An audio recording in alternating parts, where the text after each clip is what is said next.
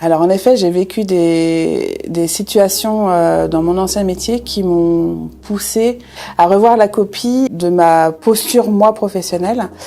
Un autre exemple très concret où j'ai un client qui est électricien, qui avait 3-4 salariés dans sa boîte et qui du jour au lendemain, ça fonctionnait, 500 000 euros de chiffre d'affaires l'année.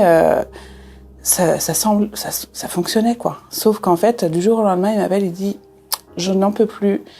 Demain, pour info, je dépose le bilan et j'arrête quoi. » Et là, moi, je suis tombée des nues en me disant « Mais comment ça se fait? Comment on peut en arriver jusque-là, en fin de compte ?»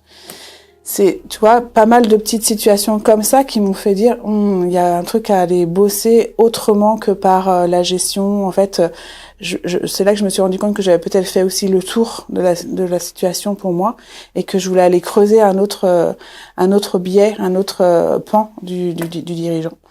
Et en fin de compte, il s'avérait que la personne était très anxieuse et que derrière, elle n'arrivait plus du tout à gérer son stress et que je me dis que si j'avais su, j'aurais peut-être pu avoir une autre posture. Enfin bon, j'avais pas la formation à l'époque, donc forcément non, mais maintenant c'est ce à quoi j'aspire et j'ai envie de te dire, dans le monde dans lequel on vit au jour d'aujourd'hui, qu'à un moment donné, on a besoin de prendre du recul et de la hauteur sur les prises de décision et le discernement par rapport à tout ça.